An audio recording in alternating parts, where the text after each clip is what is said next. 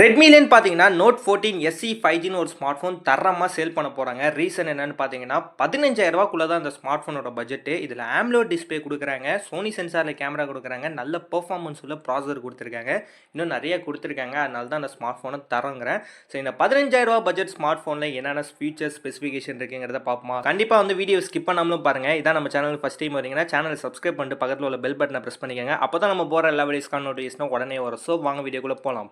First பர்ஃபார்மன்ஸ்லேனே போகும். MediaTek 7025 ultra processor use பண்ணியிருக்காங்க. நல்ல ப்ராசஸர் தான் இந்த ஸ்மார்ட் ஃபோன். இந்த பட்ஜெட்டுக்கு பெட்டரான ப்ராசஸர் இந்த ஸ்மார்ட் ஃபோனில் கொடுத்துருக்காங்க.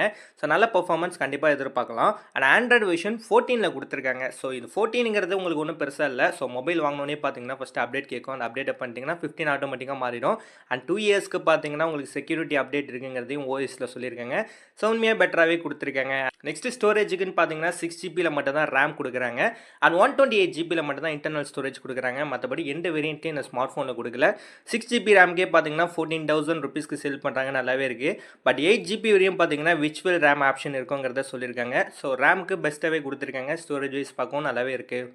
நெக்ஸ்ட் பேட்டரி பர்ஃபார்மன்ஸை பார்த்தீங்கன்னா 5100 mAhல பேட்டரி கெப்பாசிட்டி கொடுக்குறாங்க. கூடவே பார்த்தீங்கன்னா 45 வாட்ஸில் ஃபாஸ்ட் சார்ஜிங் சப்போர்ட் வருது. ஸோ இந்த பட்ஜெட்டுக்கு பேட்டரியும் ஓகே, ஃபாஸ்ட் சார்ஜிங்கும் ஓகே, நல்லாவே கொடுத்துருக்காங்க. உண்மையாகவே சொல்லணும்னா பெட்டராகவே கொடுத்துருக்காங்க. அந்தளவுக்கு நல்ல பேட்டரி அண்ட் நல்ல ஃபாஸ்ட் சார்ஜிங் சப்போர்ட் வருது. நெக்ஸ்ட் டிஸ்பிளேக்கு வரும். ஹைலைட்டாக கொடுத்துருக்காங்க. 6.67 இன்ச்சில் பார்த்தீங்கன்னா full HD plus AMOLED display கொடுக்குறாங்க. உங்களுக்கு அப் டு 120 Hz வரையும் ரெஃப்ரெஷ் ரேட் இருக்குங்கிறத சொல்லியிருக்காங்க. ஸோ நல்ல AMOLED டிஸ்பிளே இந்த ஸ்மார்ட் ஃபோனில் கொடுக்குறாங்க. மோஸ்ட்லி பார்த்தீங்கன்னா 15,000 உள்ள ஸ்மார்ட் ஃபோன்லாம் AMOLED டிஸ்பிளே கொடுக்குறதே ரேரு. இந்த ஸ்மார்ட் ஃபோனில் கொடுக்குறாங்க. ஸோ இது வந்து உண்மையாக பெட்டராக இருக்கும். அண்ட் உங்களுக்கு 2100 நிட்ஸ்க்கான பீக் பிரைட்னஸ் ஆப்ஷன் கொடுக்குறாங்க. வெட் டச் கண்ட்ரோல் ஆப்ஷனும் பார்த்தீங்கன்னா இந்த ஸ்மார்ட் ஃபோனில் வருது. In display fingerprint sensor தான் கொடுத்துருக்காங்க. And Corning Gorilla Glass 5 production வரையும் கொடுக்குறாங்க. டிஸ்பிளேக்கு பார்த்தீங்கன்னா உண்மையாக இந்த பட்ஜெட்டுக்கு தரமாகவே கொடுத்துருக்காங்க. ஸோ 15,000 AMOLED டிஸ்பிளே வரதுலாம் ரேரு. இந்த ஸ்மார்ட் ஃபோனில் கொடுத்துருக்காங்க. நல்லாவே கொடுத்துருக்காங்க. நெக்ஸ்ட் கேமராக்கு வரும். பேக்கில் ட்ரிபிள் கேமரா செட்டப்பில் கொடுத்துருக்காங்க. மெயின் கேமரா சோனி சென்சாரில் கொடுத்துருக்காங்க. அதுவும் 50 megapixel Sony sensor camera. Sony சென்சாரில் கேமராங்கிறப்ப நல்ல குவாலிட்டி எதிர்பார்க்கலாம். கூடவே பார்த்தீங்கன்னா OIS ஸ்டெபிலைசேஷன் சப்போர்ட்டும் வருது. உண்மையாக இது பெஸ்ட்டாகவே இருக்கும். அண்ட் செகண்டரி கேமரான்னு பார்த்தீங்கன்னா 8 megapixel ultra wide angle camera கொடுத்துருக்காங்க. அண்ட் தேர்ட் கேமராவை பொறுத்தவரை 2 மெகாபிக்சலில் மேக்ரோ லென்ஸ் ஒன்று கொடுத்துருக்காங்க. ஸோ இதில் வீடியோ ரெக்கார்டிங்னு பார்க்குறப்ப 1080p 30 ஃப்ரேம்ஸ் சொல்லி வீடியோ ரெக்கார்ட் பண்ணிக்கலாங்கிறத சொல்லியிருக்காங்க. பட் கேமராக்கு மெயின் கேமரா நல்லாவே இம்பார்ட்டன்ஸ் கொடுத்துருக்காங்க இந்த ஸ்மார்ட் ஃபோனில். ஸோ செல்ஃபி கேமரான்னு பார்த்தீங்கன்னா 20 மெகாபிக்சலில் செல்ஃபி கேமரா கொடுக்குறாங்க. இதுலேயும் வீடியோ ரெக்கார்டிங்னு பார்க்குறப்ப 1080p 30 ஃப்ரேம்ஸ் சொல்லி வீடியோ ரெக்கார்ட் பண்ணிக்கலாங்கிறத சொல்லியிருக்காங்க. ஸோ 20 மெகாபிக்சல் கேமராங்கிறப்ப நல்ல டீசெண்டான கேமரா எதிர்பார்க்கலாம்.